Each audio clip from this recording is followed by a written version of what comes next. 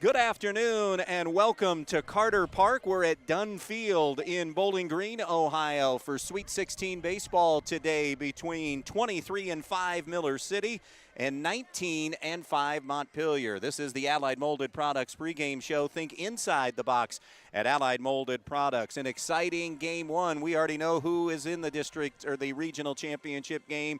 And Minster survived as they knock off New Brigle by the final of 9-8. They, in fact, had to rally to win that regional semifinal to get here and have now done that. Minster came in, at least on paper, as the favorite in this regional and were pushed to the limit by a really good New Brigle team. Here in game two, it is Montpelier and Miller City. Montpelier making their 6th overall regional appearance here in school history and their 2nd in a row. For Miller City, they are in their 11th regional as they just won their first regional in a decade. Back in 2015 was the last time that happened. Happy to have you on board here today. We have a good matchup. It'll be Kenneth Smeltzer on the mound for Montpelier, Jack Wenzinger for Miller City. Kind of a 1A, 1B situation for starting pitching for both of these teams. And that's who gets the ball here today. Since we mentioned Kenneth Smeltzer, we do want to make mention here at the top of the broadcast for those that were not listening on Saturday when Montpelier eliminated Edgerton. There is a storyline that we do want to make mention here on the very first part of it. We're not going to dwell on it as the game rolls on, but Kenneth's dad, Kenneth and Malachi Smeltzer's dad, Eric, a former head coach at North Central, is the acting head coach today. Montpelier coach Toby Hutchison was ejected against Edgerton. That is an automatic 2-game suspension, so unable to coach today or tomorrow. They were trying to get a game or a doubleheader scheduled earlier in the week, unable to do so. So Toby is here. He can be here in the ballpark, but not coaching today or tomorrow if they're able to survive. We're bringing out the big guns. I guess when Montpelier makes the regionals, that's when we turn our attention to get the big guns on the air, and that's Montpelier Athletic Director Joe Brigle, who was an assistant on the 2003 state baseball team. You basically have been around for, in some way, shape, or form, either in the school system, a coach, or an AD for, 4 of the 6 regionals, right? You can't pin me to 74 and 80. I was just a first grader in 80, and 74, I'm not sure I was out of the womb yet. So, but no, very excited. Thanks for having me on board here. What a beautiful facility. It's been many years since I've been back out here to Carter Park. It's just a tremendous facility, and I think we've got the best seat in the house. We look at this matchup here today, Montpelier and Miller City, and as I was kind of scouting this game, I feel like there are a ton of similarities between these two. Champions of their respective conferences, brought their top 6 to 8 kids back from last year, brought their top 3 arms back from last year. Both have won 7 of 10 coming in. Miller City added a late game against Fairview and lost on Monday, but a ton of similarities. There's depth in the lineup. There's depth in the rotation. Both teams are good defensively. I think this is going to be, or at least has the makings to be, a terrific high school baseball game today. I agree with you 100%. Both teams have veteran teams, solid pitching, defensively are outstanding. One common opponent that both teams obviously have played has been Fairview, so got a pretty good gauge there from the Montpelier side of things. So certainly excited for this matchup, anticipating. I've had butterflies all day. I'm not coaching, I'm not playing, I'm a spectator, but ready to get going. Let's have some fun here today at Carter Park in Bowling Green. Coverage today, and as you listen in, you are tuned in here to youtube.com/Bryan Sports, and our thanks to Chris Malenga and the gang for, again, loaning us equipment and the means to get this game on the air. Spread the word. If you are somebody listening and you know somebody that wants to find out what's happening, please let everybody know. Our coverage today of high school baseball being brought to you in part by Andres O'Neill & Lowe Insurance Agency, Donaldson's Ace Hardware, Newcomer Schaefer Breininger, Attorneys at Law, Camco of West Unity, Peltz Lumber Company, and Amerimaid Realty. Montpelier will be the home team today in this game. Let's go ahead and meet the starting lineups for this one. For the Miller City Wildcats, coached by Dusty Peaster, it'll be Braden Neese leading off and playing shortstop. Batting second is the pitcher, Jack Wenzinger. Hitting third, the catcher, Brendan Burlage. Hitting in the cleanup spot, the center fielder, Max Long. Batting fifth, the first baseman, Jonathan Peaster. Hitting sixth, the right fielder, Andrew Wise. In the number 7 spot is the DH, Jude Otto. Hitting eighth, the left fielder, Bo Reyna. And batting ninth, the third baseman, Will Otto. Defensively for Montpelier in the outfield, it's Malachi Smeltzer in left, C.J. Fiddler in center, and Tyler Plord is in right. Hayden Sharps is at first, Jacob Lyons at second, Jackson Staylor at third, and Wesley Hartsock is the shortstop. Griffin Cooley will be handling Kenneth Smeltzer on the mound here this afternoon. When Montpelier bats, Wesley Hartsock will lead things off. Hayden Sharps bats second. Then it's Kenneth Smeltzer third. Griffin Cooley hits cleanup.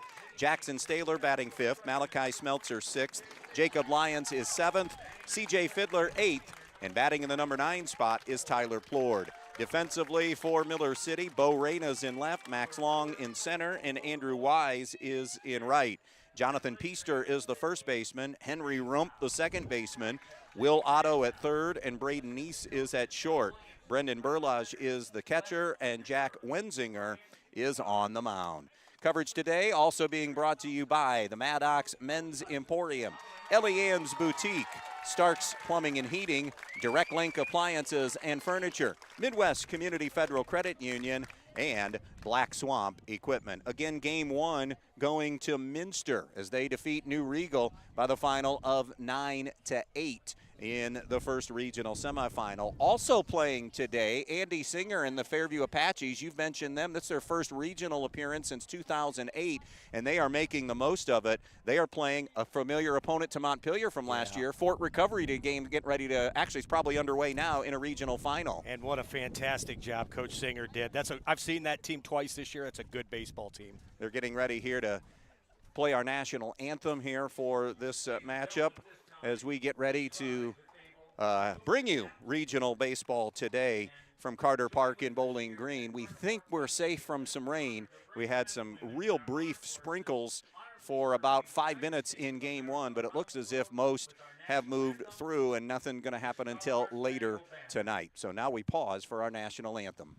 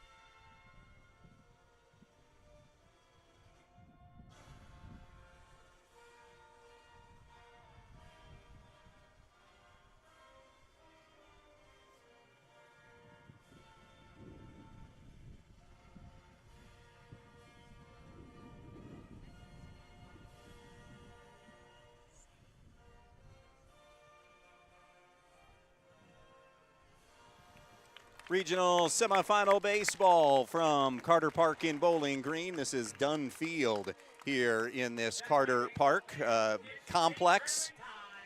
By the way, the umpires working the game, Bruce Durnwale is the home plate umpire, Chad Snyder's at first, and Mark Cruzell's at third.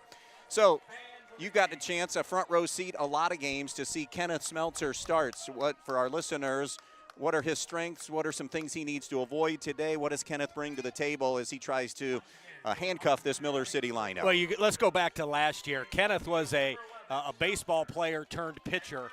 They utilized him a lot as the season progressed. He basically took last year to learn the art of pitching.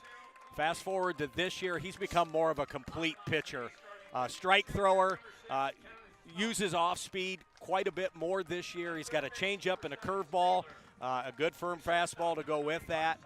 To say he's Montpelier's ace, I'm not sure. I think it's 1A and 1B because Wesley Hartsock's basically come out of nowhere this year and done a lot of great things for the Locomotives on the mound as well. But Kenneth, I think this year is a much more complete pitcher and does a really good job throwing strikes. He has been a workhorse for this team. Number 2 in innings at 48 2/3. This will be his 13th appearance and his 9th start of the season.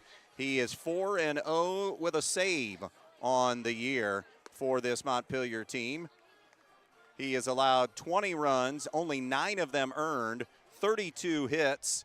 He has struck out 47, walked 16, and has hit 12 batters, has a 1.29 ERA, part of a staff that is, again, both these teams' strength in pitching, 2.19 is the team ERA. He'll be facing Braden Neese, Jack Wenzinger, and Brendan Burlage to start this game. Coverage of high school tournament baseball also brought to you by the Montpelier Athletic Boosters, saying good luck to the track and field athletes and the Montpelier baseball team this afternoon. Also brought to you by Cannell Insurance Agency for business, personal, auto, and life insurance. See Cannell Insurance Agency. Also brought to you by Veland Chase, your brass supplier for high-quality brass rod forgings and ingots. Veland Chase of Holiday City. And finally brought to you by the Eden Farmers Co-op, proud backers of Montpelier baseball.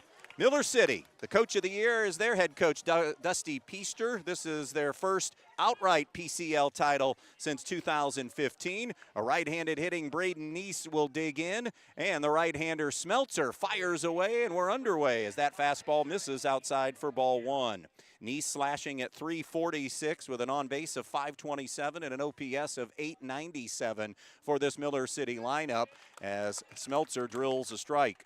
No homers, 11 runs batted in, and watch out when Neese gets on base. Neese steals bases. He has 24 on the year. It's a liner to Lyons at second. He hits it, or gloves it on the first hop, and retires Neese for the first out of the inning. First inning, nerves, right? You get on the bump.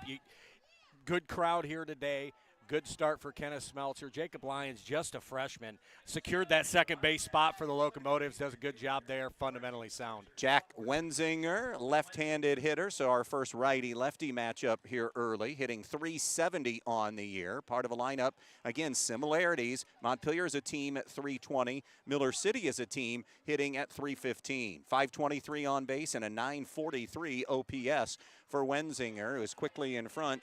2 balls and no strikes. No homers, 18 runs batted in, 36 runs scored, and 20 stolen bases on the season for Wenzinger.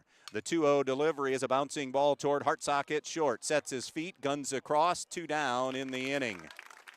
That'll bring up Brendan Burlage, who is hitting, you talk about a senior season. Burlage, 456 average, 1198 OPS. He has a homer, 39 runs batted in the 3-hole, and leads the team with 41 hits overall. So this is one of your few run producers here in this Miller City lineup, in that middle of the lineup. 2 down, bases empty, no score, just underway here at Dunn Field in Bowling Green. Smeltzer rocks and fires, misses low for ball 1. You know, one of the things, Kenneth, last year struggled from time to time was walks. He's done a much better job this year controlling the baseball. He's limited those numbers. 1-0 pitch down in the strike zone for a strike. Knocked off Miller City, knocked off Leipzig 2-0, and then picked up a win in the district championship game, beating Kalida on Saturday afternoon, the same day Montpelier knocked out Edgerton. They won that game 5-1. That one carried them back to the backstop. It's 2 balls and a strike. 11 district titles in school history. They went 14-7. Didn't get out of the sectionals last year. Leipzig eliminating them. The 2-1 pitch is cut on and missed 2-2. Montpelier, of course, regional experience for a lot of these kids last year, and losing to Fort Recovery in the semis. And still only has 1 senior on the team, Tyler Plord. The 2-2 pitch from Smeltzer swung on, popped in the air, and it will be out of play. Best news for me today is there's no game going on behind us. That was this is the Carter Park when right Brian played here. Yeah, this is where I was bombed from behind by a foul ball. Here comes another 2-2. Swung on, chopped foul as he got a piece of it to stay in there. Burlage had a 2-out, 2 RBI double in the 4th. that gave Miller City the lead as they were trailing Kalida by that slight advantage and put them ahead 2-1 in the district championship. Boy, some really good talent here at this regional. I would agree with that. Here comes another 2-2 offering. It's a breaking ball up and in, 3-2. Burlage, Nice. Burlage, by the way, the Putnam County League Player of the Year. Nice, Peaster, Wenzinger, Long, all getting top 2 honors. Swung on, it is popped up, foul territory. Coming back to give it a look is Cooley, and it will be Souvenir City here in the crowd.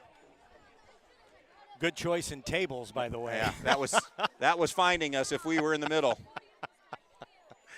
I do believe, though, that Superintendent Travis Leasty would have made that catch had we have been there and saved us. Well, former baseball coach there, I would think so as well. Great crowd on hand. Both these communities you just knew would travel fantastic. Well. Here comes a payoff pitch. Swing and a miss, strike 3, and a 1-2-3 start to this one. Nothing across for Miller City. In the top half of the first inning, Montpelier will be coming up for their first crack at it here. By the way, our pregame show this afternoon was brought to you by Allied Molded Products. Think inside the box at Allied Molded Product. Our conversation about this matchup presented to you by Brian Ford Lincoln for all of your new and used vehicle needs and all of those service needs. Remember, Brian Ford Lincoln. Coverage of high school baseball today from a Montpelier perspective being brought to you in part by Cookies on Demand in Montpelier, downtown Montpelier. Also presented to you by Tailor Made Landscaping, 10 plus years of experience in the landscaping business. And brought to you by the State Bank and Trust Company, banking made personal, banking that rewards, yourstatebank.com. Again, Wesley Hartsock, Hayden Sharps, and Kenneth Smeltzer, they will be seeing Jack Wenzinger. As we tell you about Jack's season, 48 and a third innings pitched. This will be his 15th appearance and his 8th start of the year. Benzinger is 6-0 with a save and a 1.88 earned run average. He's allowed 17 runs, 13 of them earned, 41 hits, really good strikeout to walk ratio, 56 strikeouts and 14 walks. This is a young man that you look at him and you're thinking he doesn't have a lot of velocity, I would guess, and he just locates the ball really well. I mean, those numbers have been terrific in a good Putnam County League this year. Well, it's a semifinal regional game, and he's the starting pitcher. I got to believe there's a reason why. They trust him the most. In watching him warm up right now, he throws strikes. He's going to be around the plate. Montpelier needs to be aggressive in the batter's box. And they start with their hottest hitter of the postseason, Wesley Hartsock. Opposing teams have just had trouble getting Wesley out this postseason. He'll be followed by Hayden Sharps and Kenneth Smeltzer here in the bottom half of inning number 1. Going to dive in here to what Wesley has done on the season. In this his junior year, hitting .377 with an on-base of .511 and an OPS of .945. He has 26 hits now. He has taken over the team lead in hits. 4 of them have been doubles, no homers, and 24 runs batted in. It's a Montpelier offense that has scored 217 runs on the year. The right-hander Benzinger, a little hesitation in that windup, comes home and misses high and tight for ball 1. I think this is where Montpelier has improved the most from last year to this year, is in the batter's box. They become a much better hitting team. Deeper lineup. Yes. The next offering is going to paint the inside corner for a strike to even things at a ball and a strike. Again, Minster won our opener 9-8 over New Riegel, so they await the winner tomorrow at 5. An off-speed pitch that missed a little bit outside, so it's now 2 balls and a strike. And so far, 3 pitches, hard, soft, hard. The 2-1 delivery, Hartsock way out in front of that one, and it's 2-2. 320 down the right field line, 325 down the left field line, 345 to the power alleys, and 400 to straight away. Sharp curveball that's flied out of play. That'll even it at 2-2. So 2 balls and 2 strikes on Wesley Hartsock. No score. We're in the bottom of the first inning here on the Andres O'Neill and Lowe scoreboard. The 2-2 from Wenzinger. The pitch up at the eyes, 3-2. Change the eye level there. Good job. This is so far so good with the starting pitcher. He's done a good job mixing up, down, and in and out. Here's a payoff to Hartsock. Swung on, hit fouled, and it will come out of play in the Miller. No, it's caught, beg your pardon. Stayed in play, so a foul out and a grab made by Brendan Burlage. So that's out number 1. That'll bring Hayden Sharps to the plate, hitting .319 with an on-base of .467 and an OPS of .842 on the year. Sharps, no homers, 10 runs batted in, has scored 30 runs in the 2-hole. Ground ball to the shortstop, Braden Neese. Little pirouette move to throw him out at first. 2 down. Hayden, one of the knock, I don't want to say a knock, but he's a very impatient hitter. A lot of early swings, especially out of the 2 spot there. You like to see somebody that might take a pitch or 2, work the count. About mid-year, I remember doing a game, and Kenneth Smeltzer was hovering around 240. It's now 338, so that has come up some 100 points since then. 517 on base and 1,055 OPS, which is tops on the team, and is in an 0-1 hole here. He is slugging at .538, couple of homers and 25 runs driven in. Takes a slider in on the hands. It's a ball and a strike. Very heavy off speed here early on to all 3 Locomotive batters. The 1-1 swung on, lifted in the air toward left field. Moving over, moving in. Bo Reyna calling off his teammate Max Long. And just like Miller City in the top of the first, Montpelier a 1-2-3 bottom of the first inning. No score. Montpelier and Miller City at the end of 1. Coverage of high school baseball today is also being brought to you in part by Abigail Worm, attorney at law, saying good luck to the Montpelier Locos today. Also presented to you by Thompson Funeral Services of Montpelier and Pioneer. There for you and your family in your time of need. Wishing Montpelier good luck today. John Dye and Strong Real Estate Services of Montpelier. If you're looking for your next dream home, give John a call at Strong Real Estate Services. And finally brought to you in part by Kim's Supply Company in Montpelier. Always glad to be a part of Montpelier baseball coverage at Kim's Supply in Montpelier. So an inning in the books here, no score, Montpelier and Miller City. It'll be Max Long, Jonathan Peaster, and Andrew Wise coming up for the Wildcats. He had a couple of early observations I thought were good about how each pitcher has, what the scouting report is in attacking each lineup. You know, from an offensive standpoint, these 2 teams are very unfamiliar with each other. So sometimes I think the mindset or the approach that each team has to take might differ a little bit. I would tend to think like you got to be a little more patient in the box. Let's see a pitch or 2. Let's work to get the pitch that we want. I know Montpelier is a free swinging team. They have been all year. So hopefully that's, something that, can strike and help as this game goes on. Napoleon scoreless baseball game with Cleveland Benedictine. That's a Division IV game that is happening today. That is a semifinal game. We'll try to keep you updated on that Fairview matchup. And they are playing Fort Recovery.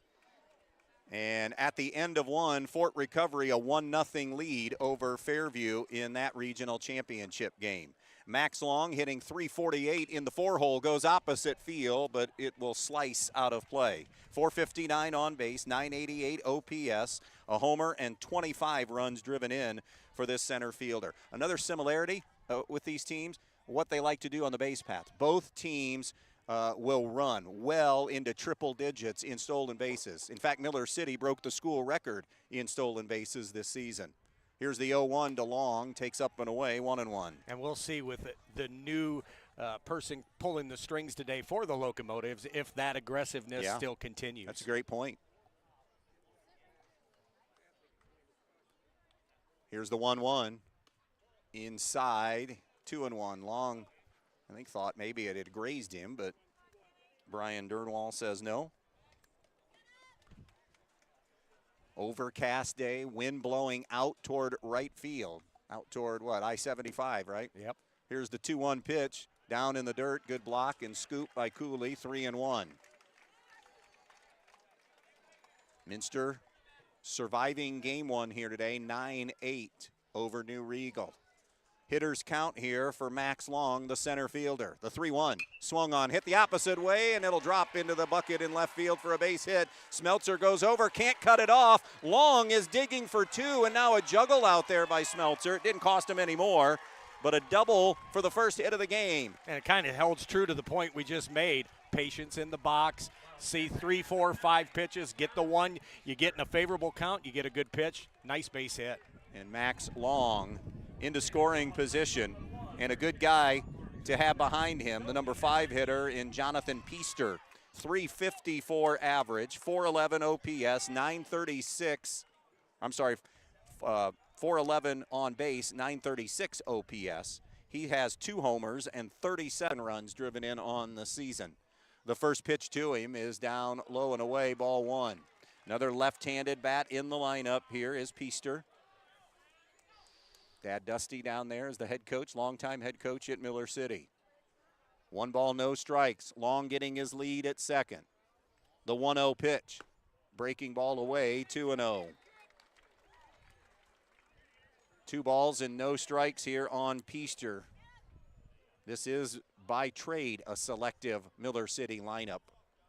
The 2-0 pitch swung on, ground ball to Lyons at second. On the second hop, productive out by Peaster as he'll move Long over to third, and that's the first out of the inning. Yeah, a lost art in baseball, hitting behind the runner, right? Do your job. You got one job to do, get the runner from second to third or even into good little sacrifice hitting there, situational. Andrew Wise, 253 average, no homers, 9 runs batted in. He was the other potential option on the mound for Miller City today. He pitched them to the win in the district championship game over Kalida. From the windup now, Smeltzer. It's a ground ball foul, 0-1. Wise, 347 on base and a 696 OPS.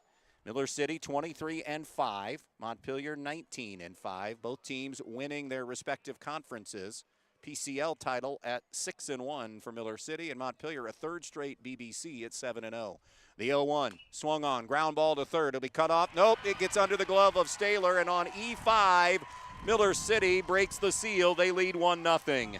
No RBI, but a run scores. Yeah, tough play there for Jackson Staler. Tried to come get the short hop, just misplayed it. So Miller City, the double, there's your prototypical. They move them over on the ground ball, and then especially at the high school level, put the bat on the ball and make the defense make some plays. Yep, that was Coach Jerger, our old longtime coach. That was his philosophy. Put the ball in play. Here's Jude Otto, the DH, who foul tips it back. He's the number 7 hitter, DHing for Henry Rump. 0-1 on Otto. Coverage today also brought to you by BSN Sports. Game day starts with BSN Sports, your team gear, uniform, and equipment headquarters. 1 out, 1 on, 1-0 Miller City in the second. Step off, no throw over. Again, 114 stolen bases, so that's impressive. Here's the other part of it. They've only been caught stealing 4 times in 28 games. So they run effectively and efficiently, as it's now a called strike on Otto and 0-2 on him. 155 walks drawn on the season for this Miller City offense as well. 2 strikes on Otto. The 0-2, swing and a miss, strike 3. Second punch out of the game for Kenneth Smeltzer. It'll be Bo Reyna now who will try to keep the inning alive, the left fielder. A $143 with no homers and 2 RBIs. Slight edge in the lengthier lineup. Let me step back. Big edge in the lengthier lineup for Montpelier when you look at 8-9 by the numbers for both these teams. Yeah, and they've got a lot of production down at the bottom of their lineup this year. Montpelier, that is. A dangerous toss over by Smeltzer that was a little bit wide. Good play by Sharps to come off the bag. You know, I'd like to see high school somewhere go and adopt some of the throw over rules like the majors have. Like 3 disengagement type things? Yeah, whatever, but I think a lot of times there's a lot of, or maybe even add that to the pitch count. Maybe that would eliminate some of the throws unnecessarily. Here's the 0-1. Swung on, fouled back by Bo Reyna. 0-2 now. Kenneth's leaving the ball up a little bit these last couple batters, so he's got to be careful, keep that ball down. We're in the second. Miller City has broken through. They lead 1-0 on the Andres O'Neill and Lowe scoreboard here in the regional semis. The 0-2 pitch. Swing and a miss, strike three. A couple of big punch outs to end the inning.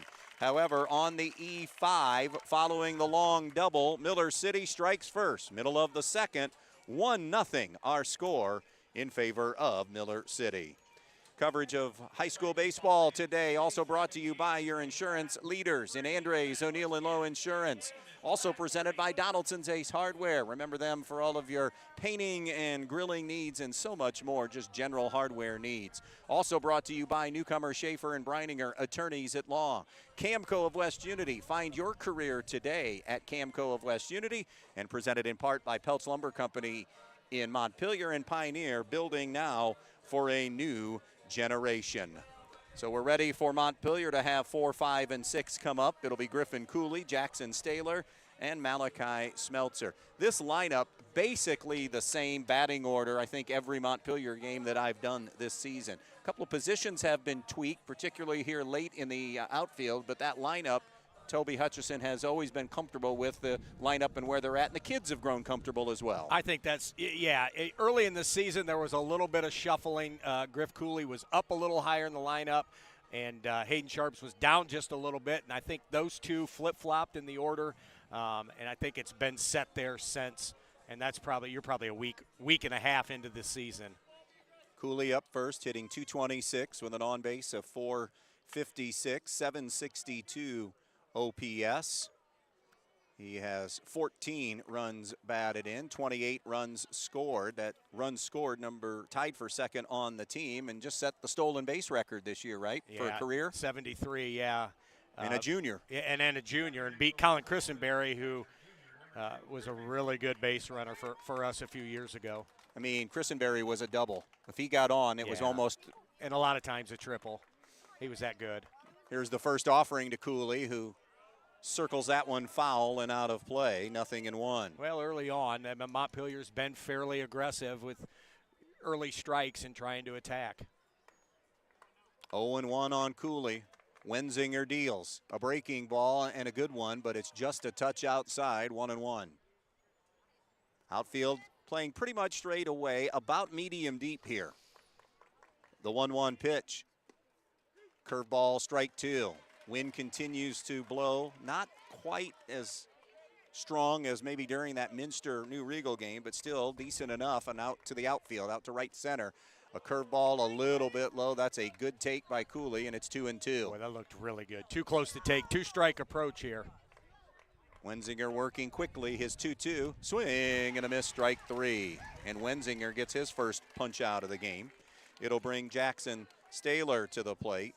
Staler up to .323 on the year, .522 on base, and a .942 OPS. He has driven in 17 runs on the season. No homers. Takes a curveball down in the dirt. It's 1-0. Number 5 hitter in this lineup. Second baseman on the regional team last year, flipped over to third this year. It's a chopper into the hole, backhanded by Neese, the shortstop, and nowhere to come through. It actually bounces off his glove. It'll be a single for Staler. Yeah, it's a good piece of hit, and just didn't do much with it. Got his bad head out, got it in between the shortstop and the third baseman. Malachi Smeltzer, .295 average, 500 on base, .861 OPS. He has driven in 12 runs on the season. We'll dig in here. And again, for those just tuning in, Eric Smeltzer, the acting head coach, not just how are they going to run, but will they play more small ball, less small ball? Just so many different things here that become in the equation. Smeltzer takes a fastball up high for a 1-ball, no strike count. Malachi's a kid that didn't project into the varsity lineup early in the season. Has just done a tremendous job working his way in and staying there. Here's the 1-0 from Wenzinger. Step over and throw. There was a little bit of a lean there by Staler. I'm not sure if he was going, but he didn't freeze long enough for it to be any kind of an issue in getting back safely. 1-0 here on Smeltzer. We're in the bottom of the second, 1-0 Miller City in this regional semi. Here's the 1-0 pitch. Cut on and flied foul, drifting over toward the Miller City cheap seats. 1-1. If Montpelier wins, we're back here for an Elite 8 game tomorrow at 5. Regionals is a quick turnaround. Districts, you have that Wednesday to Friday, Thursday to Saturday type thing, but in the regionals, it's a day apart, barring weather. You like that? I'm okay with that. I'm okay with it too. You need a good staff, good pitching staff. 1-1. Did he check swing? I believe he did. He did as they appeal, and first base umpire Chad Snyder says no swing, so now it's 2-1 on Malachi Smeltzer. Staylor aboard with 1 down in the inning. Miller City up 1-0 on the Andres O'Neill and Lowe scoreboard. Here's Wenzinger's 2-1. There goes the base runner. Pitches a ball up high. It's a snap throw down, and it will bounce out of the glove of Braden Neese. Good backup by Max Long, and Staylor will get the stolen base. And he gets himself into scoring position. And Smeltzer, who took that curveball, and by the way, a good pitch to run on with the off speed. Yep. And now a 3-1 count on Smeltzer.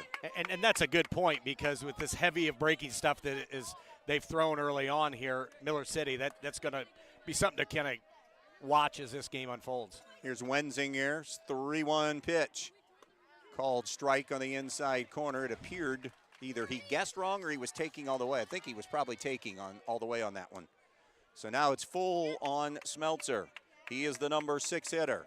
Wenzinger has his pitch from Burlage and is ready. Here comes the payoff pitch. Swung on, hit into the air toward right center field. Long moves over into the gap, makes the grab. And Staylor had tagged, but there was no way he was going to be able to advance. That fly ball out is out number 2. Yeah, not deep enough. So now 2 gone for Jacob Lyons. What's the overall thoughts on Lyons this season? I think he's been really steady. You got to think about this. Montpelier's starting 3 freshmen, and probably all 3 of them were JV varsity tweeners to start the season. And Coach Hutchison, it probably ended up being a pretty easy decision because they've just performed and continue to perform at a high level. The first pitch to Lyons is a heater, a little bit high, ball 1. I think he does a really good job in the field. He's fundamentally sound. He's like most freshmen. He's still trying to figure out varsity pitching. And that's, even now, still a work in progress. Sure. 232 average on the year. The step off, Wenzinger had Staylor leaning, but nobody was covering, and he's able to dive back pretty easily. 397 on base and a 665 OPS for Lyons. Number 7 hitter in the lineup. Staylor at second, 2 gone, 1-0 Miller City. Big gap on the right side here in the infield. 1-0 pitch is a slider away, 2-0. C.J. Fiddler, who as the number 8 hitter leads the team in batting average coming in, is on deck. How many teams say that? Chance for Montpelier, 2-0 home. Up and away, ball 3. 3 balls and no strikes here to Jacob Lyons. Certain hitters have the green light, but Lyons isn't one. Take. Yeah, Lyons in one of them right now as a freshman in the 7-hole. Step, the throw, and back in safely. Covering was Henry Rump, the second baseman. It's a very deliberate move. Wenzinger has a lot of deliberateness. Yeah. Coming home, going to a move, whatever. Yeah. And he mixes it up, does a really good job with it. Here's the 3-0 pitch. Fastball, painting it on the outside corner, 3-1. I'm not so sure it's not another take here. And that's your mindset, your approach here. Yeah. I'm looking one pitch. What's my favorite pitch? My number 1 pitch. That's what I'm looking, and that's it. Montpelier trying to draw even. 3-1 count on Jacob Lyons. Wenzinger's pitch, swing and a miss, strike 2. 3-2 on Lyons now. Staylor will not be automatically going, obviously, since not forced, but heads up base running would get him home with 2 down. 3 balls, 2 strikes to Lyons. Wenzinger checks, is ready. The pitch. Called strike 3 as he frames it on the outside corner, and a great punch-out pitch by Wenzinger for his second strikeout of the game. Montpelier strands a runner at second. We've played 2 here in BG. It is 1-0.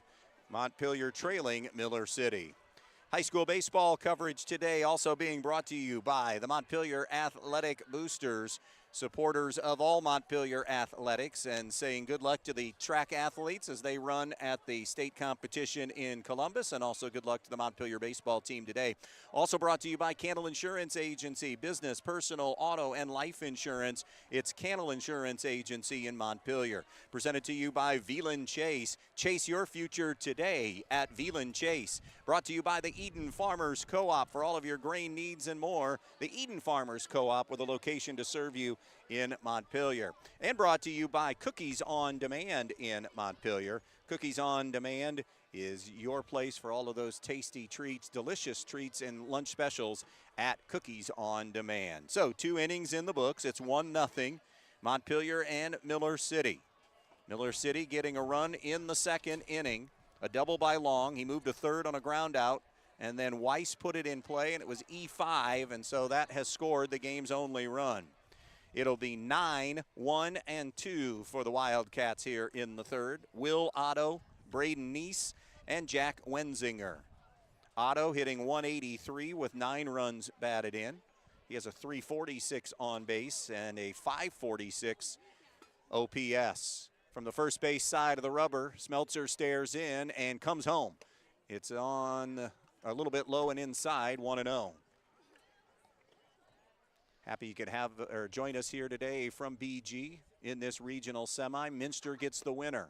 2-0 count now on Will Otto.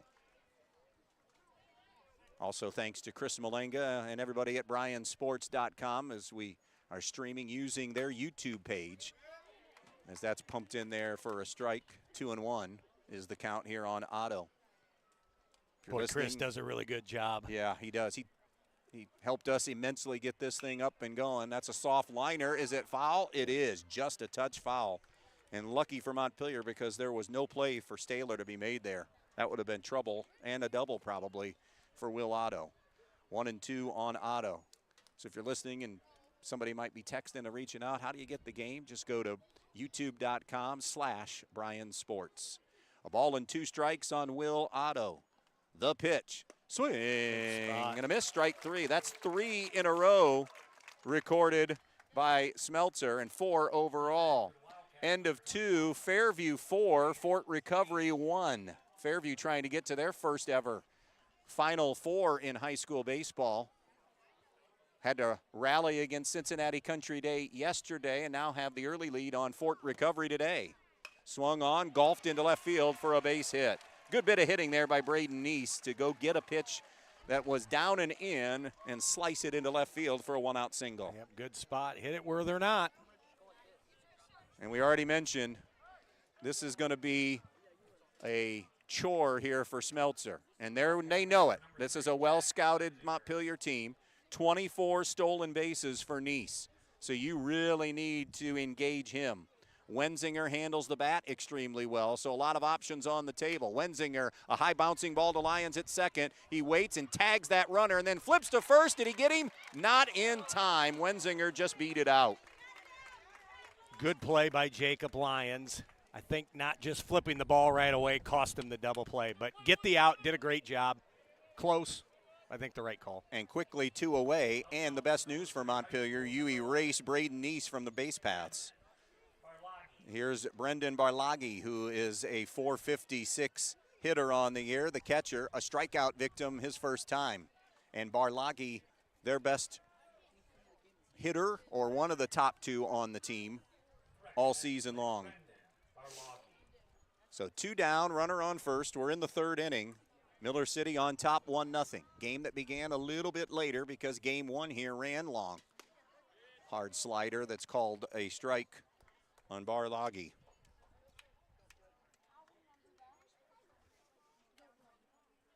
Barlagi, the Putnam County League Player of the Year.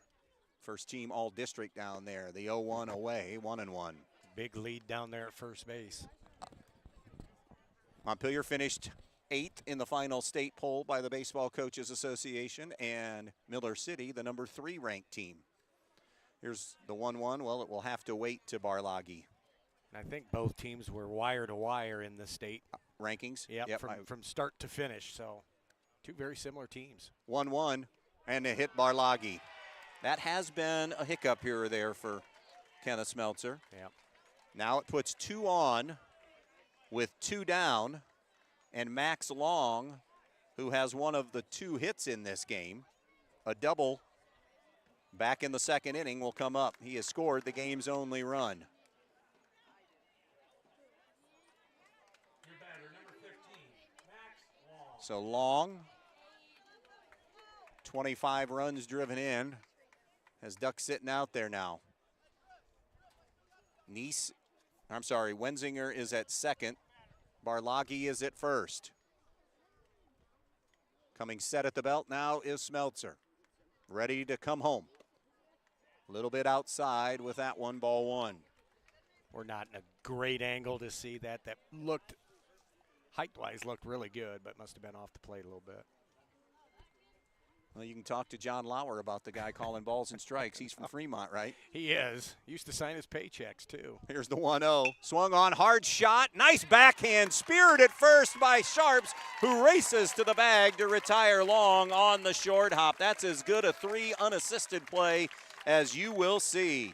Miller City gets 2 runners on, but they are unable to cash in thanks to the defensive gem by Sharps. And in the middle of the third, it is 1-0 still. Miller City clinging to the lead. Coverage of our tournament baseball today also brought to you by the State Bank and Trust Company. Banking made personal. Banking that rewards your State Bank. Also presented to you by Tailor Made Landscaping. 10 plus years of experience in the landscaping business and lawn mowing business. It's Tailor Made Landscaping. High school sports presented to you by Abigail Worm, attorney at law, supporters of the Montpelier Athletics. Thompson Funeral Service of Montpelier and Pioneer. It's there for you in your time of need. John Dye and Strong Real Estate. Find your next home today with Strong Real Estate and John Dye. And finally brought to you by Kim's Supply Company in Montpelier, proud backers of the Montpelier baseball team. So we're in the third inning, home half of the third. It's a 1-0 Miller City lead. Pitcher's duel here between Wenzinger and Smeltzer early on. Yeah, I think both teams still trying to feel each other out. I feel like Miller City's probably been a little more aggressive at the plate. Montpelier's taken a few pitches here and there, a couple called third strikes, but yeah, both pitchers doing a good job throwing strikes, good defense. That's 2 things that are going to carry this time of year, right? You get solid pitching, throw strikes, and if you can field it on the back end there, you're going to win more games than not. Look at that 0-3 team. They didn't hit the ball very well outside of the top 3 or 4 hitters. And oh yeah, this is a better lineup. 100%. And I've said that numerous times. That's not a knock on the 0-3 team. I love that team. That was a great baseball team. They threw the ball well. We had pitchers, and we played great defense. Fiddler, C.J. Fiddler, the number 8 hitter, 417 average, number 1 on the team, 493 on base, 959 OPS on the season. C.J. has driven in 17 runs in that 8-hole. Speaking of the 0-3 team, I saw the hero from the regional final game has made it up for a second consecutive year, Greg Willoughby. Yeah, I can still see that ball sail out of Ed Sandy Field into left center field. Pitch to Fiddler, down and in, ball 1. C.J. Fiddler, Tyler Plord, and then Wesley Hartsock here in the home half of the third inning. 1-0 Miller City. In at the cut of the grass is Otto at third. A breaking ball, strike, 1-1. Again, outfield playing pretty much medium deep here. Maybe even a touch shallow, and that's punched into the air. Shortstop Neese going back. It's trouble, and it'll drop into center field for a base hit. It looked like maybe Neese had an angle initially, and then once you saw him after about 3-4 steps, he wasn't going to get there, and it's a bloop job for Fiddler to start off this third inning. Well, 3 out of the 4 infielders, we're playing medium to in-depth. CJ just put the bat out there and blooped it up over the shortstop there. Tyler Plord hitting .391, has an on-base of .459 and an OPS of 1,006. He has a couple of homers and 17 runs batted in as Fiddler jumps back in safely on that throw over. I feel like this might be a bunt situation.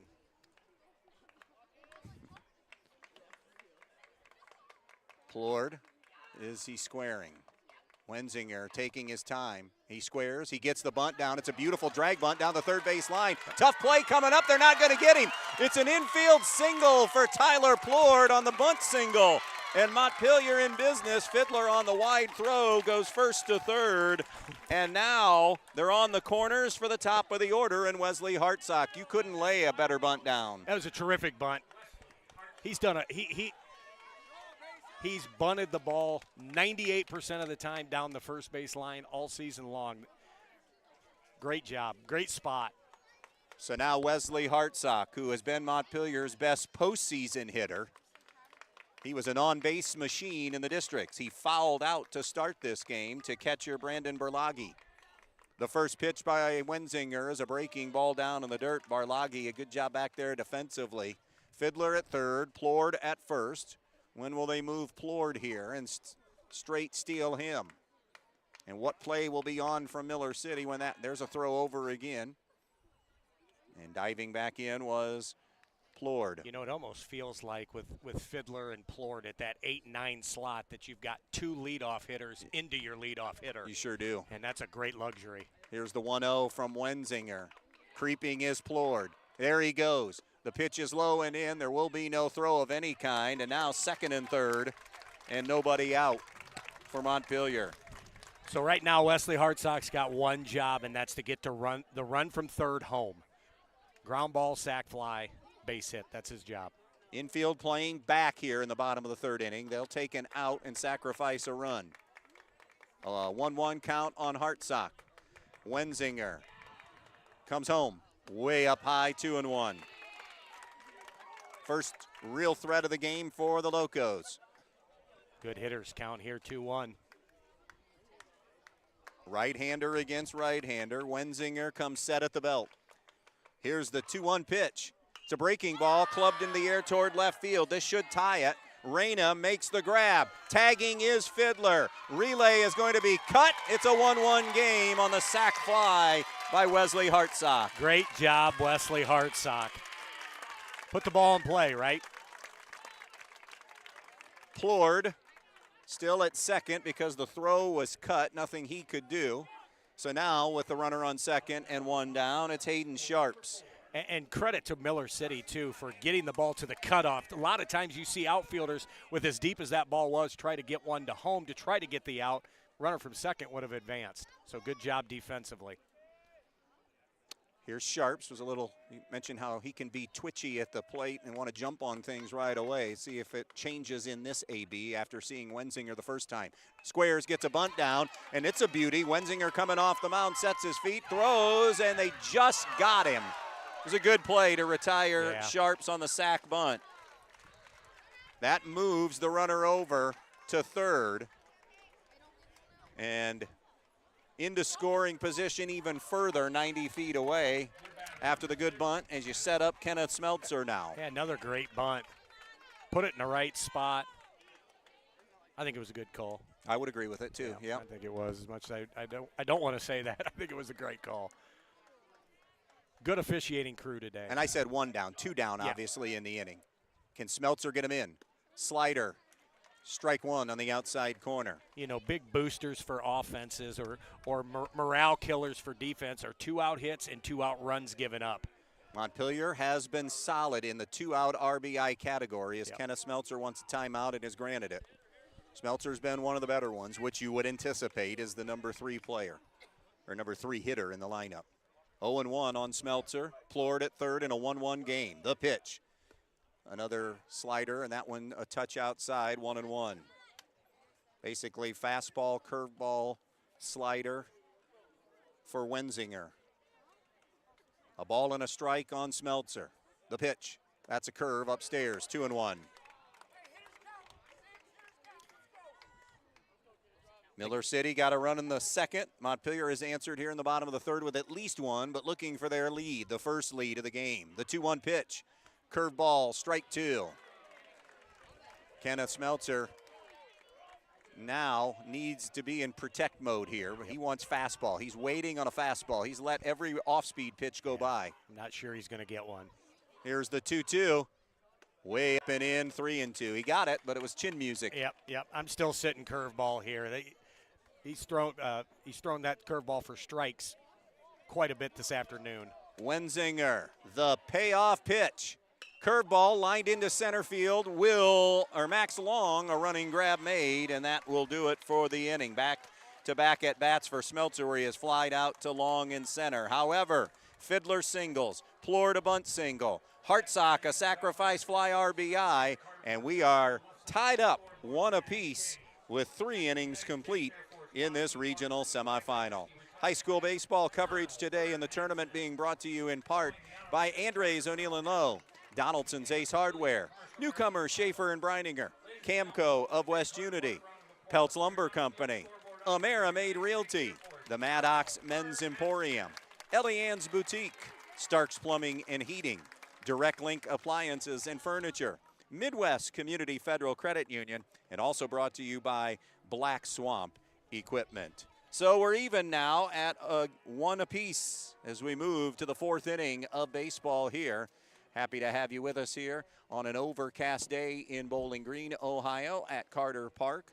Rain, just a few drops in the Minster New Brigle game toward the end. And I think by looking at that forecast, we are probably going to be safe.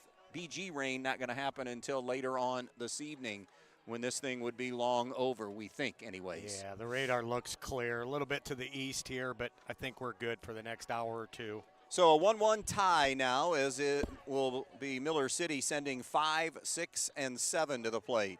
Jonathan Peaster, Andrew Wise, and Jude Otto to face Kenneth Smeltzer here in the top half of the 4th inning. You know, talking before the game, this just has a feel that somebody unexpectedly is going to step up and make a play.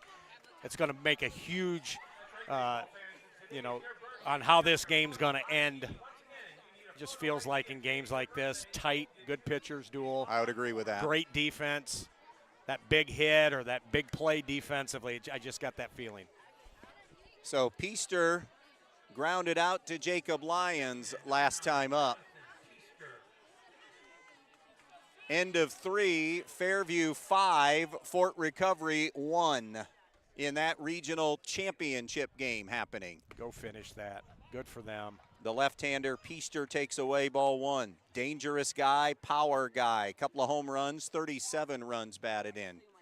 You don't see those lineups anymore with 4, 6, 7, 8 home runs anymore. They changed the way the bats are utilized and configured, and that cut down on power hitting quite a bit at the high school level. And they're so doggone expensive, you can't buy the good ones. Breaks your athletic budget. 1-1 on Pete, spoken like the athletic director in the color man seat. Here's the 1-1 from Smeltzer, swung on, hot shot up the middle, and it is through for a base hit for Jonathan Peaster. That'll be the 3rd hit of the game for Miller City, and Peaster's first is 42nd of the, or check that, Arlagi has 41 hits, his 36th of the season. Here's Andrew Wise. He forced a run in last time. It was no RBI, but the ground ball that Staylor couldn't come up with ended up being E5, plated Max Long. And Staylor's playing on the grass there, anticipating bunt here. A couple of steps in on the grass. Could be show bunt. Nah, you're not probably going to run with Peaster. He didn't look like, and it was a square, and he took it back and takes ball 1. Peaster not much of a threat to run for a straight steal. 1-1 game, 4th inning. Miller City and Montpelier here in the regional semis. Wind blowing out toward right field now. 1-0 pitch, a square, it's bunted up into the air. Cooley started to get it. Staylor converging along with Smeltzer, and it ends up being Staylor who squeezes it. That could have ended really bad. Yeah, it really could have. Staylor said that was my ball all the way, and it probably was his ball if it wasn't Cooley's. It certainly wasn't Smeltzer's yet. You don't want your pitcher coming off the mound feeling that. And I can hear Coach Stantz saying that. He was a big proponent of your pitcher should never field a fly ball. 7, 8, and 9 didn't put it in play for Miller City, and this is the number 7 hitter, Jude Otto, who struck out. Slices one foul down the first base line, 0-1. Good little inside-out hitting there. Obviously, a circle back to the late Butch Stantz, who guided Montpelier to the regionals in '87, and of course his nephew Toby Hutchison is the head coach of this Montpelier baseball team, now back-to-back regionals.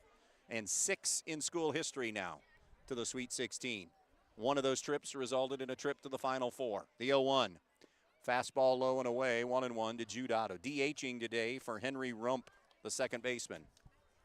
1 out, 1 on. 4th inning, 1-1 game. Montpelier and Miller City here on the Andres O'Neill and Lowe scoreboard. Right-hander against right-hander. Smeltzer straightens. Steps, throws over. Peaster, not much of a lead, is back.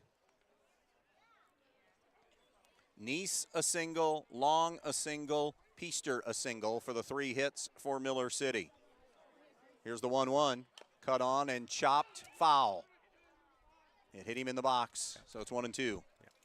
Jackson Staylor a single, C.J. Fiddler a single, and then a bunt single for Tyler Plord for their 3 hits. So 1 run, 3 hits for both teams. 1 error committed in this game, and that was by Montpelier back in the 2nd inning. The E5 that has Miller City on the board. A ball and 2 strikes now on Otto. Called strike 3. See you later, Jude Otto. He's out on strikes a 2nd time. Yep. And there are 2 gone. Good spot. That's 5 strikeouts now for Kenneth Smeltzer. And here's Bo Reyna. Came in hitting a .143. He struck out as well his first time up.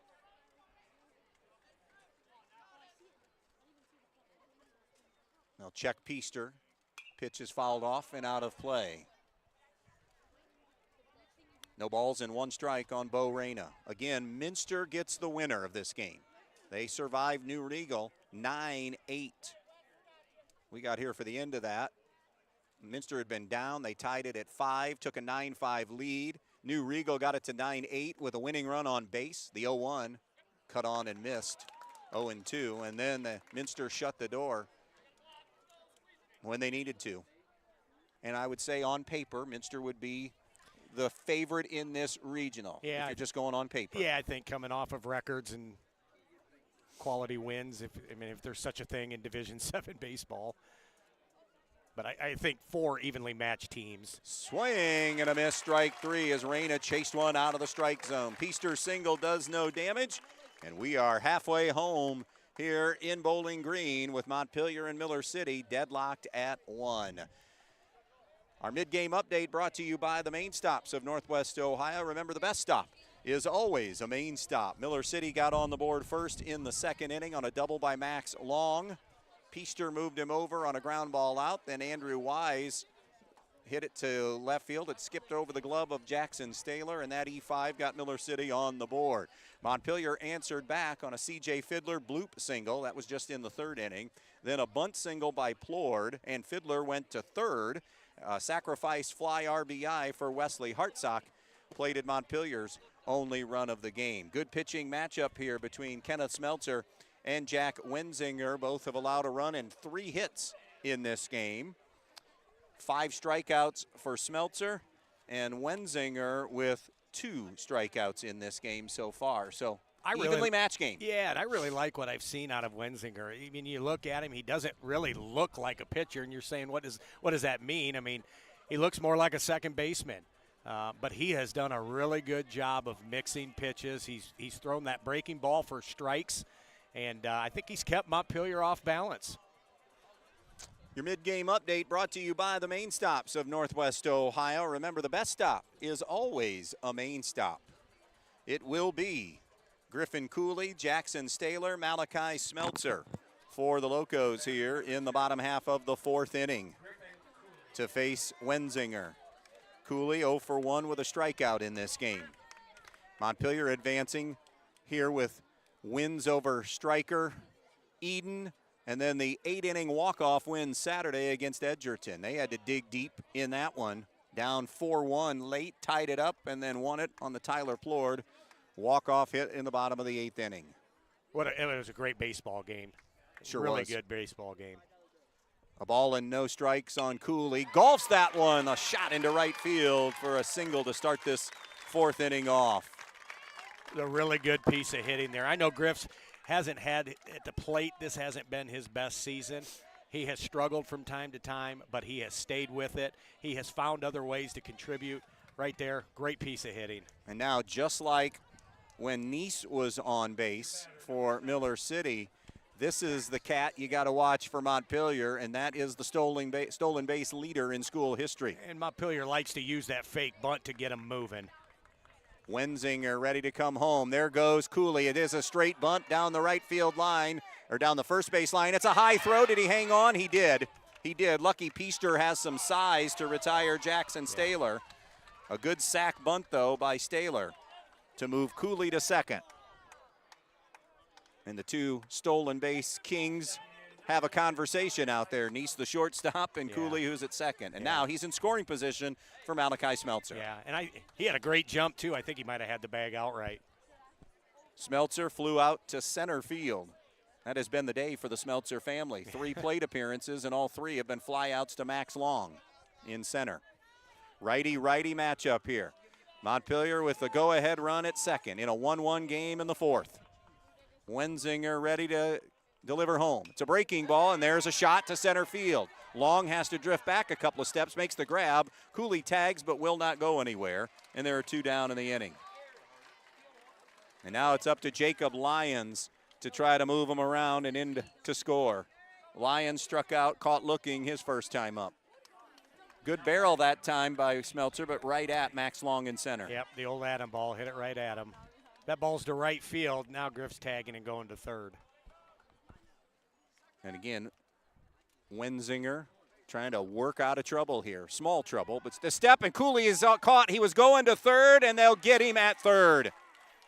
And Montpelier runs themselves out of an inning as Lyons is left at the plate with a bat in his hands, and the inning is complete.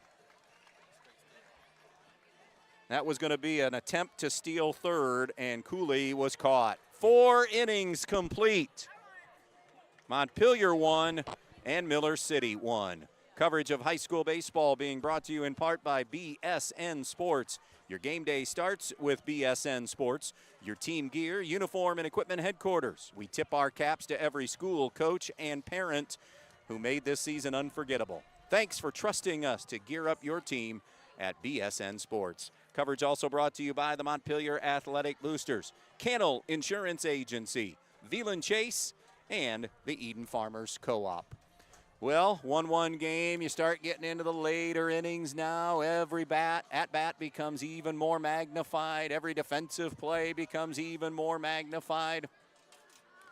2 teams, we've seen a couple of mistakes made in this game on the base paths, defensive mistake, but at the end of the day, we are even Steven at 1 apiece in this regional semifinal. You know, if you're looking at pitch count here, Kenneth Smeltzer coming back out to start the 5th inning, sitting at 55 pitches, and Wenzinger sitting at 49. Wow. So both pitchers in really good shape. And I would have, I'm glad you threw out those pitch total counts, because I would have guessed maybe a little bit higher for Smeltzer, because as you said, there's been some more patience at the plate from Miller City hitters. Yep.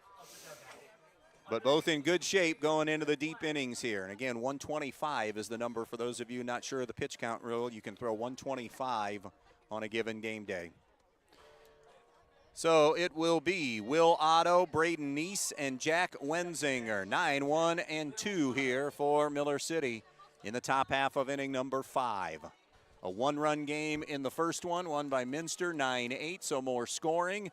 This one is deadlocked at 1 in this pitcher's scramble here. This has been everything we thought it would be. I would agree. I thought the same thing you did, as that fastball catches the corner for strike 1 on Will Otto. That this was a Minster lean toward winning, but any team of the 4 could advance. Here's the 0-1, way out in front is Otto, 0-2. Yeah, good little breaking ball there. Speed the bat up a little bit. Otto 0 for 1 with a strikeout. Here's the 0-2 pitch. Called, strike 3. How about this? 7, 8, and 9. Jude Otto, Bo Reyna, Will Otto, all 0 for 2, 6 strikeouts. Smeltzer dominating the bottom third. Well, and that's the difference. That's the point I was going to make. That's the difference from Kenneth last year to this year, and the maturity of learning how to pitch. It's a slider, strike on Braden Neese. He's 1 for 2 with a single. He is doing a much better job of mixing in his secondary pitches. He's not just strictly heat. 0-1, popped into the air toward right field. Tyler Plord steps back, makes the grab. We mentioned this in the districts, that the defensive change that Toby Hutchison made. That's flip-flopping C.J. Fiddler from right to center. Tyler Plord, who had struggles in center, goes to right. And Tyler's been solid out there. And you know what I've liked every time? He's two-handed every baseball here in the districts and now regional. Yeah, I mean, you got somebody with top-end speed. There's nobody faster on the team than Tyler Plord. 2 down, base is empty. Swung on, first ball hitting. It's a ground ball. Hartsock backhands in the hole. Fires across, retires.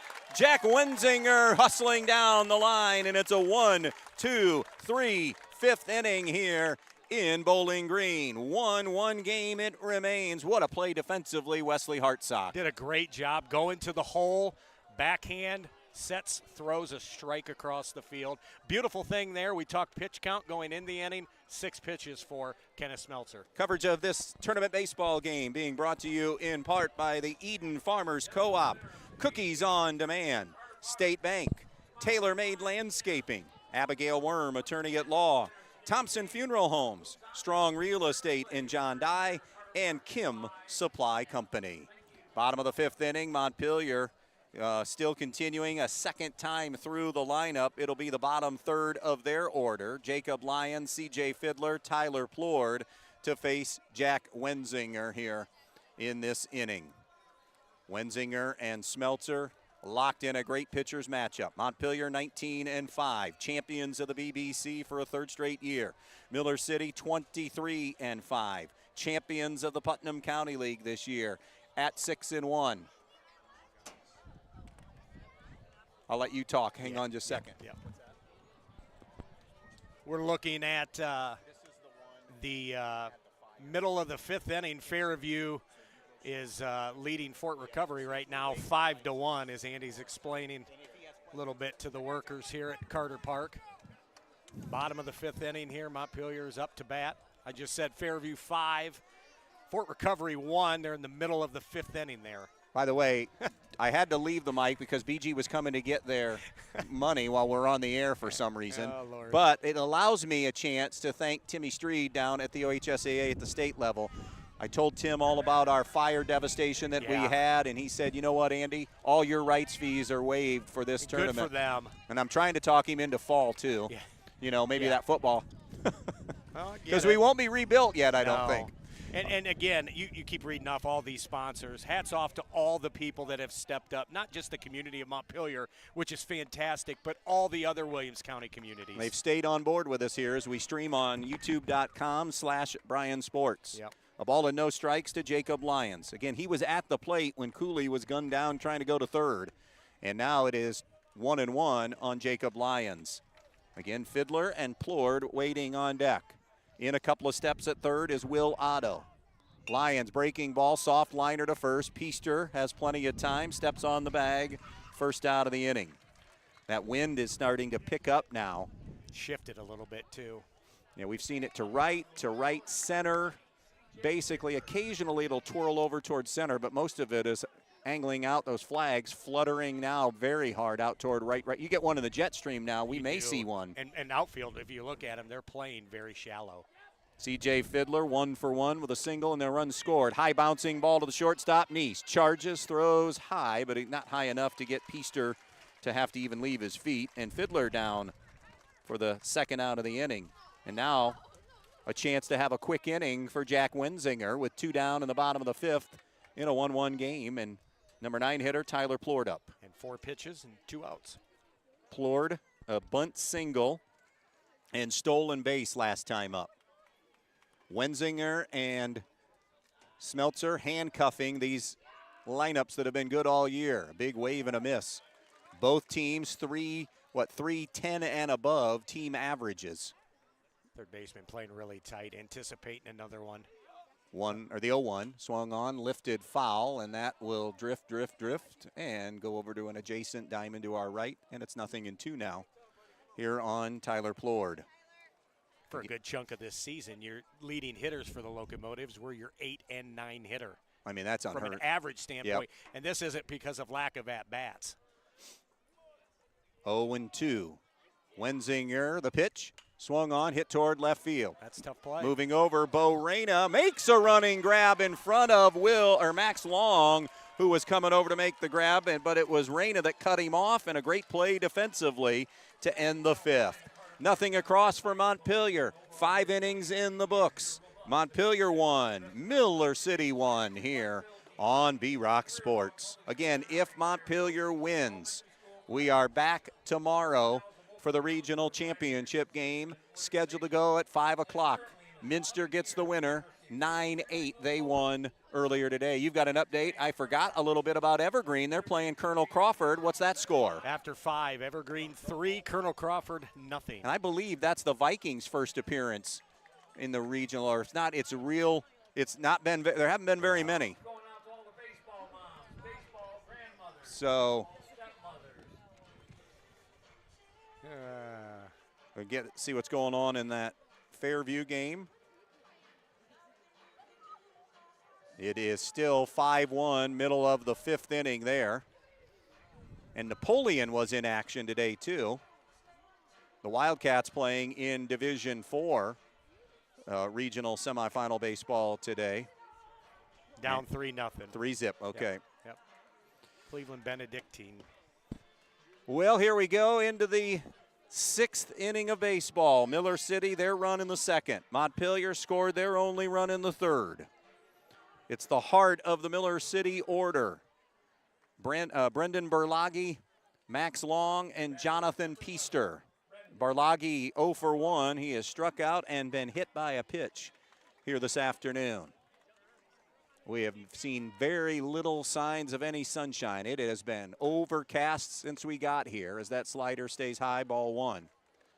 Overcast and windy with just a dash of rain for maybe 3-4 minutes in the Minster New Regal game. 1-0 pitch is golf towards second. It'll be Lions who gets down. Gators flips out number 1. If you remember in that first game and late in the inning, there was that ground ball that got through the New Regal boys' legs. Very similar ground ball. Flat across, hop, and it got up and under. Good job there, Jacob Lyons staying with it. Max Long 1 for 2 with a double. Left-handed hitter digs into the box. And rocking and firing is Smeltzer, and that's first ball swinging, and not much of that can be done there by Lyons. He got a glove on it as he extended, but it'll bounce off that glove and ricochet into a left field, or right center field, I should say, for a second hit of the game for Max Long. Yep, just got enough of it to get it up the box there. Tough play for Jacob Lyons. Got a glove on it. Good piece of hitting. It's a 1-out single for Long. Jonathan Peaster, he's 1 for 2 with a single. Back-to-back lefties in this Miller City lineup. Both these teams used to scoring a lot of runs, but not today. Pitchers are winning. At some point, we're going to get runners on the move. We're going to get sacrifice bunting, get late in the game here. Got to get a run across. 1 out, 1 on in the 6th. 1-1 game, ground ball to Hartsock short, and he misplayed it. It'll skip into center field, and racing to third is Long on the E6. And there's the door opening that Miller City needed. And Wesley, I think he knows it. He is upset at himself. I think he was thinking, my momentum's taking me to second. I'm going to turn this double play before he even got the ball fielded. Yeah, a lot of times you get ahead of yourself as a fielder and you try to get the out at second before you field the ball first. Ball first. And a terrific timeout taken here by Eric Smeltzer to bring the infield together. And part of that is to talk to Wesley a little bit. Say, listen, kid, we need you still defensively. Yep. Erase it, delete it, and let's move forward. Yep. So 1st and 3rd, 1 out for Miller City in the 6th inning. The E6 just got Peaster aboard. Long, who singled, moved to 3rd. So Long's at 3rd, Peaster's at 1st. Andrew Wise is at the plate. Wise is 0 for 2, reaching on an error by 3rd baseman Jackson Staler, and then he popped out to Staler, who made that running grab here in the grass part of the infield in front of home plate as Wise was trying to bunt. Wise came in hitting .253. Dusty Peaster talking to Wise of everything is good except a strikeout for Dusty Wise, or for Andrew Wise right here. You got to find a way if you're Miller City and Wise to put it in play. Meanwhile, Smeltzer is either looking for that double play inning ender or a punch out. Step, throw over to try to get the runner maybe leaning at first, and getting back was Wise. Or I'm sorry, was Peaster. Good move there. Had him leaning. We're in the 6th. 1-1 game, 1st and 3rd, Miller City. 1 down. Smeltzer comes home. Down in the dirt. It will bounce away from Cooley. Not enough for the runner from 3rd to score, but Peaster advances to 2nd. And now multiple RBI chances out there for Andrew Wise in Miller City. So the focus for Kenneth right now has got to be throw strikes, get to the batter. He'll go to the windup now. Yep. Infield coming in. The 1-0 pitch. Swung on, foul tipped into the glove of Cooley. 1-1. Huge, huge moment in this baseball game. We're in the 6th, deadlocked at 1. Miller City, 1 down, but runners on 2nd and 3rd for the number 6 hitter, Andrew Wise. Smeltzer's 1-1. Swung on, hit, and crushed toward the gap in left center field. It's down for a base hit. Long will score. Peaster has to hold at 2nd, trying to get 2nd, and they retire him, Andrew Wise. So he'll have a single, and then is going to be out. And he's hurt coming into 2nd on that headfirst slide, and they're bringing the trainer out immediately as Andrew Wise, and he's grabbing at that hand, which is probably where some of that contact happened on the tag. But meanwhile, Long scored to make it 2-1 Miller City. Good hit, got it to the gap. Great job by C.J. Fiddler. Got the ball in as quickly as he could to the cutoff person. Can't stress that enough to these young kids. Hit your cutoff person, get the ball in. Good job getting it to the 2nd to get the out. And Wise doesn't want to come out of the game, I'm sure. I mean, he has to come out here because he was tagged out, so he's out at 2nd. But I'm saying he doesn't want to come out. He's reaching for that left hand, and I'm sure that's what happened. There was contact there on the tag. So now a reset here. Miller City has a 2-1 lead now here in the 6th, and the Wildcats have a runner at 3rd in Peaster. They couldn't. Dusty Peaster did not want to take a chance and send him, as they have now put the lights on here at Carter Park as we move into the evening hours. And again, as we mentioned, it's been overcast all afternoon. Jude Otto 0 for 2 with a pair of strikeouts. Circles that one foul and out of play, 0-1. So the air moving Long over ends up getting that runner in Long. The 0-1 swung on, fouled away, back to the screen. 0-2 now on Jude Otto, the DH. It's funny how walks and errors always find their way. Yeah. Right? In a game on April the 5th, you don't, you live with it. Now here you are in a regional semifinal, and everything becomes magnified. The 0-2, swing and a miss, strike 3, as he reared back and blew the fastball by him.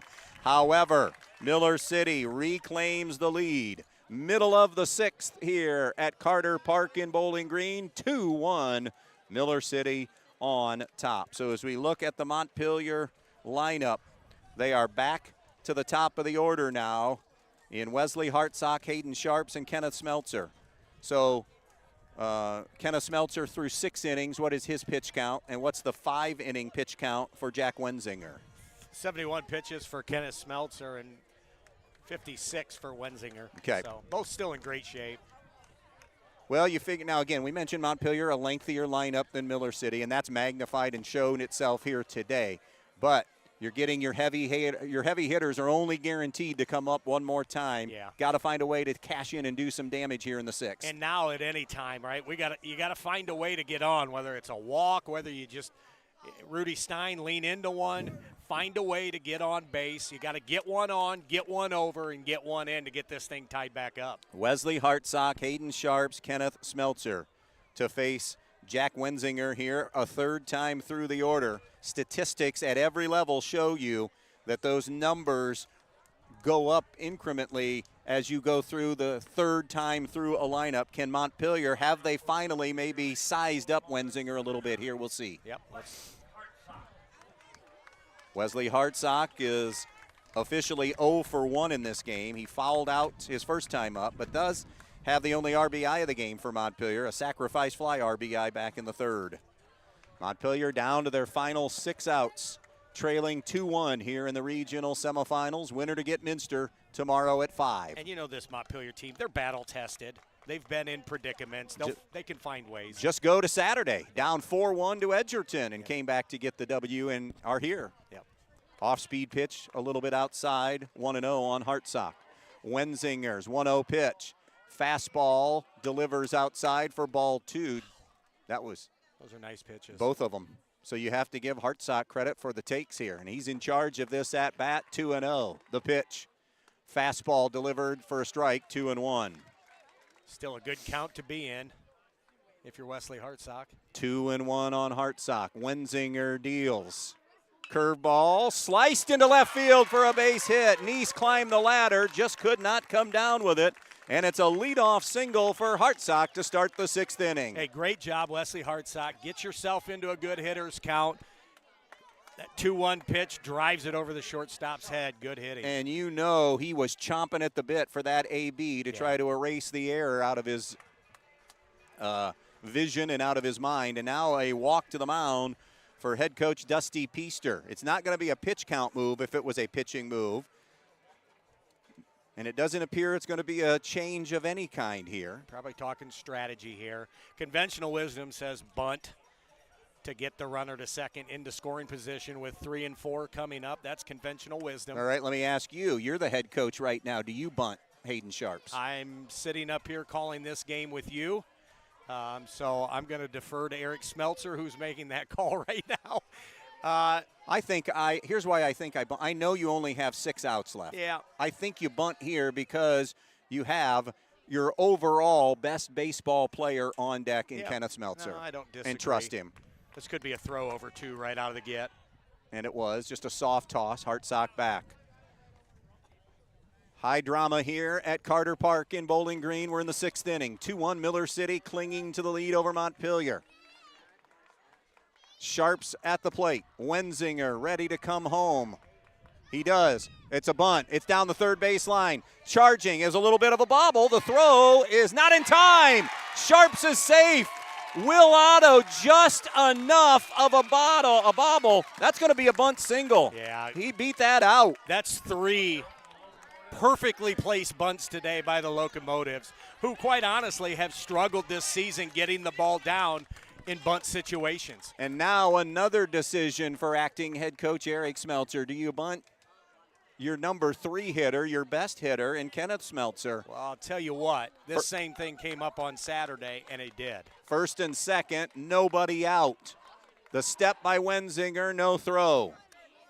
Miller City 2, Montpelier 1. Bottom of the 6th inning in Bowling Green. Locos have the first 2 runners on in the inning, trailing 2-1. And the number 3 hitter at the plate in Kenneth Smeltzer. Wenzinger comes set at the belt. Stares, looks, the pitch. Swung on and missed. Not bunting there. Now, there were a couple of instances on Saturday where Montpelier didn't do it on the first pitch, but bunted on the second pitch. We'll see if that's the case here.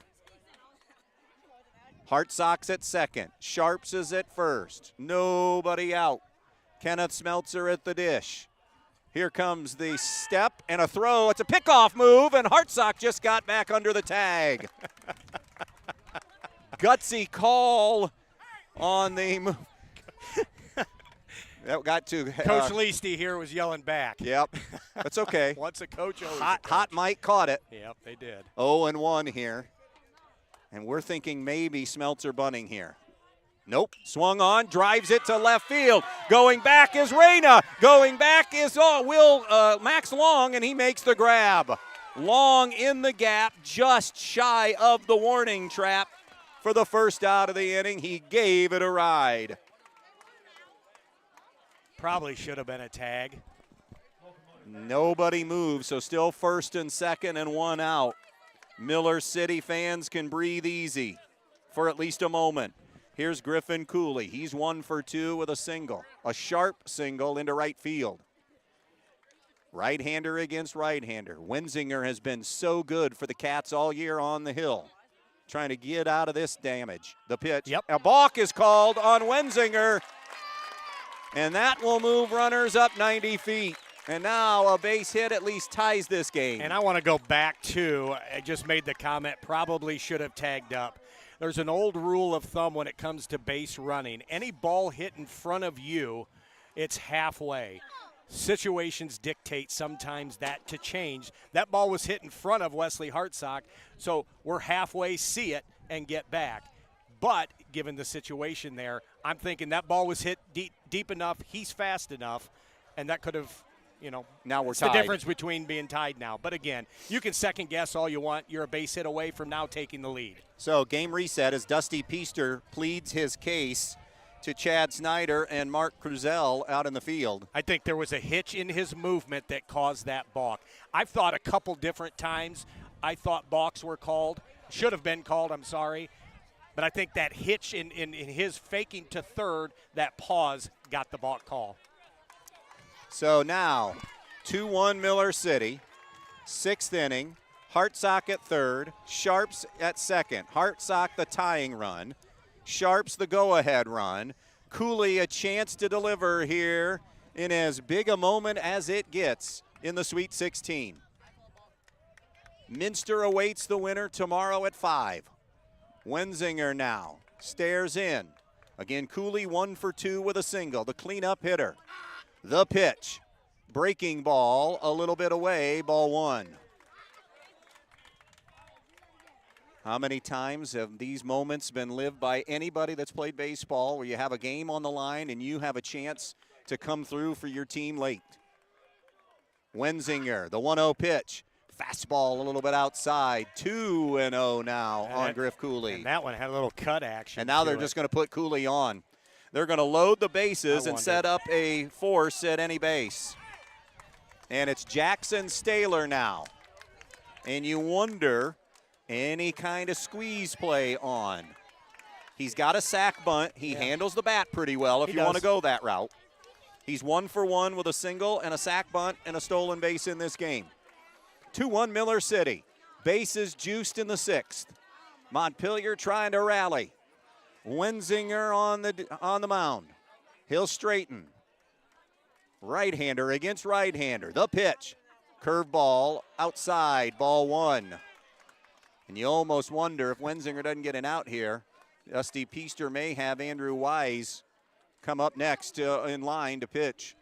Not because of pitch count. Feels like maybe Montpelier's starting to get there. The 1-0. Fastball hummed for a strike, 1-1. Just speculating. Yeah. Nobody has thrown in any bullpen whatsoever because you haven't needed to. 67 pitches, so Wenzinger's in good shape.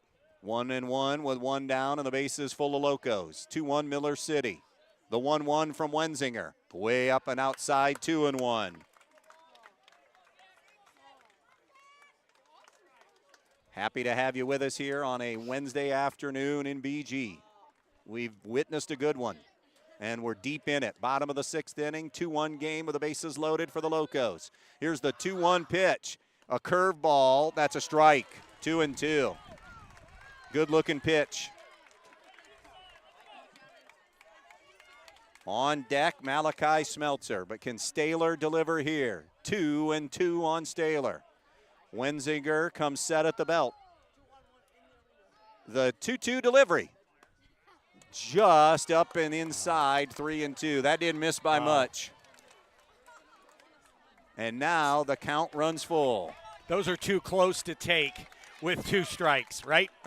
You got to expand that zone if you're Jackson Staler. 3-2 on Staler. No place to put him. Wenzinger misses high. We're tied. What an at-bat by Jackson Staler to tie this game. Wesley Hartsock got it started. The bases remain loaded. Still only 1 out, and Malachi Smeltzer's up. Hey, if Malachi does what he's done his first 2 at-bats, Montpelier will have the lead. Right, there's still only 1 out here. He's flown out medium to deep in center field, so he's 0 for 2. And infield has come in now playing on the grass. 2-2 game in the 6th inning. Here's the pitch from Wenzinger. Missed outside, low and away, ball 1. On the edge of their seats here. Yeah. And another visit to the mound for Dusty Peaster. Jack Wenzinger behind 1-0 on the count to Malachi Smeltzer. The bases are loaded, And we are deadlocked at 2. He'll talk to Brendan Barlagi a little bit on that walk to the mound. Barlagi, the catcher, asking how close are they? Are they? I still don't think a change is happening yet. You get 3 visits. It looks like it's still going to be Wenzinger. And this would be tough to bring in a pitcher who hasn't warmed up, and you already are down 1-0 in the count, so you figured all along he was going to stay in, and he is. No, it's not ideal. It's situational stuff here, I guarantee that. Infield's playing in, although outfield is still playing medium. I wouldn't call it shallow, but I wouldn't call it deep. And now some throwing will happen down in the bullpen. I don't have a number of any kind. Yeah. Single digits. That's about as good as my eyes can see. Wonder if it's Rump. He's the second baseman. I'm thinking who they might be DHing for. All right. 1-0 now on Malachi Smeltzer. Bases loaded, 2-2 game in the 6th. The pitch. Upstairs, ball 2. Staylor already has drawn a walk to tie this game. And now Smeltzer trying to give the Locos their first lead of the afternoon. And in a big-time hitters count, 2-0, righty-righty matchup. Wenzinger's pitch, called strike, 2-1. He was taking. That's a great take. He's struggling on the hill to throw strikes. Make him throw 1 or 2. 2 balls and a strike on Malachi Smeltzer. Wenzinger comes set at the belt. Here's his 2-1 pitch. Down low, ball 3. 3-1 on Malachi Smeltzer. Looking for 1 pitch here. Whatever that A pitch is for him, that's what I'm sitting on. Anything else, I'm taking. Bases loaded, 1 out in a 2-2 game. The 3-1 delivery. Up high, ball 4. Back-to-back walks. And Montpelier has their first lead of the afternoon, and now the end of the road for Jack Wenzinger here in Miller City on the mound. There will be a pitching change, and Montpelier's inning is still going and still only 1 out. You know, 2 fantastic at-bats by Jackson Staylor and Malachi Smeltzer. When you mentioned it, you had a pitcher on the ropes struggling to find the zone, and amazing takes at the dish. And that's where, again, you go back to the type of situational hitting. Late in the game, ball game on the line, you want to be patient. You don't want to be an anxious hitter. You're looking for your best pitch, maybe your second best pitch. Otherwise, we're taking. We're sitting and waiting. Great job. Andrew Wise, who is 1B in this lineup, is going to be the new pitcher. We're going to get you his numbers here. Hang on in just a minute on the season. He has pitched 25 and 2/3 innings. This will be his 9th appearance on the season. He is 3-1 on the year. Has allowed 14 runs, 9 of them earned, 24 base hits, has struck out 26, walked 11, and has hit 4 batters. Has a 2.45 ERA. And oh, by the way, Wise was the starter against Kalida. Complete game, allowed 1 run, 5 hits, struck out 8. He walked 6 in that game, by the way. So he is prone to walks, and we've seen Miller City, with the bases loaded, issue back-to-back walks here to give Montpelier the lead at 3-2. And it's still it's a really tough spot to come into with bases loaded, 1 out. Infield will be up. Want to see who is the new right fielder. I didn't get their defensive changes, and I did not hear them announced either. So that'll be something to monitor. Wenzinger went to second. So that would take. My guess is Rump then went to right field. That was Henry Rump. Final numbers for Wenzinger: 5 in the 3rd inning, 6 hits, 3 runs, all of them earned, 3 walks, especially the 3 this inning. Those are all 3 this inning and 2 strikeouts, so not a bad outing. And responsible, though, for all the base runners. Yep. And still only 1 out for Jacob Lyons. He's 0 for 2 with a strikeout and a ground out as that infield remains in. A pitch delivered for a strike on the inside corner. Well, Not sure if they're going to win it or not, but for a second straight postseason game, Montpelier has rallied from a deficit. Not a big one here, 1-0 and 2-1. Squaring and trying to get a bunt down. It is a squeeze play, and it was a suicide, so now they got Cooley in a rundown, and he's out. He is out at third, and that's what happens when you roll the dice. Yep. The difference between a suicide squeeze and a safety squeeze. They're going to ask. Eric Smeltzer going to ask for some help. Yep. They're gonna ask for interference.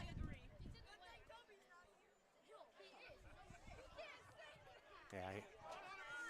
So the roll of the dice and the trusting of the freshman for Lions to get a bunt down goes against Montpelier. He didn't get the bunt down, and there was nothing Griffin Cooley could do because on the suicide squeeze, you're breaking for home. Yep. And he got caught in the situation, got caught in the wash, and was tagged out. Now there is a conference between the three umpires to see if there was any interference whatsoever in Cooley trying to get back to the base. It's a lengthy conversation. Dusty Peaster is standing out in front of his dugout waiting to see how this thing's determined. It's going to be tough to call. He's staying with the out Yep. call. And that was probably one of the, it's like almost when you go to a replay call on the monitor, if you, whatever the call on the field was going to stand. So now you go first and second and 2 down in the inning, and that is the downfall of not getting that bunt down. I don't mind the call. I really don't. You're ahead now. You've got the lead. You still got runners in scoring position. 2 outs now. It's an 0-1 count on Lions, who obviously offered up at that bunt. So 0-1 on Lions. And now 2 outs. Wise straightens. The pitch home is a fastball, and it is going to do it. Oh, it had been 0 and Yep, it had been 0 and 2. I beg your pardon. I missed that strike. So that is strike 3 as Lions goes down swinging. However, Montpelier gets 2 in the inning, and Miller City is down to their final 3 outs here in this regional semifinal game.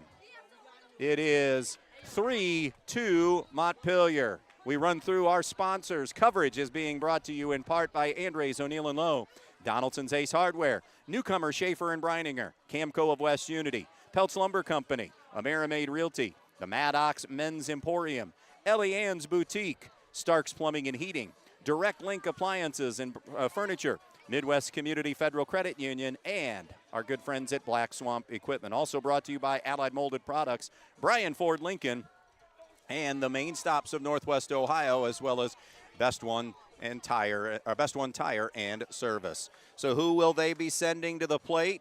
8, 9, and 1. And by the way, they have been thoroughly dominated here in the bottom part of the order, Joe Bree. There's the old saying in baseball that the toughest 3 outs to get are the last 3. So you never rest easy. You take every at-bat, every batter, as if they were lighting the world on fire. Bo Reyna, Will Otto, and Braden Neese to face Kenneth Smeltzer. Again, the winner will get Minster coming up tomorrow at 5 in the regional championship game. It has been since 2003. This is Montpelier's 6th regional appearance. Yep. It's been since 2003 since they've been in a regional championship game. And now they're 3 outs away from it happening. Trailing 1-0. Trailing 2-1. And rallying first to tie it and then to take the lead. Back-to-back walks drawn by Jackson Staler and Malachi Smeltzer. And here we go. By the way, Jude Otto, Bo Reyna, and Will Otto have looked awful. 7, 8, and 9. They have not come close, and Reyna's 0 for 2 with 2 strikeouts. Evergreen to the regional championship game. 6-0 winners over Colonel Crawford. Have a day, Northwest Ohio. Ball 1 from Kenneth Smeltzer. Haven't seen what's going on with Fairview, but we'll try to get an update on them with Fort Recovery in the Division 6 regional championship game. A ball and no strikes on Reyna. The pitch hummed in there for a strike, 1-1. Reyna, Will Otto, and Braden Neese, 8, 9, and 1. 3-2 Montpelier, top of the 7th inning here in BG. Climbing back in the box is the right-handed hitting Reyna. The 1-1 pitch, swung on, ground ball, on one hop. Third baseman Staler sets, throws high, but climbing up and making the grab is Hayden Sharps. He didn't come through on the throw, and Sharps' athletic ability just saved Montpelier. Heartbeats raced and pumped a little bit higher on that throw from Montpelier fans. Great play. Yeah, first of all, Jackson Saylor, nice play. Got it a nice, easy hop there. I think just took his too much time to make that throw. And there's one down in the inning for Otto, who takes a strike on the outside corner. Will Otto 0 for 2 with a couple of strikeouts. 3-2, Montpelier, 7th inning, one down, bases empty. The 0-1, it's a breaking ball or maybe more of a slider away. 1-1 now.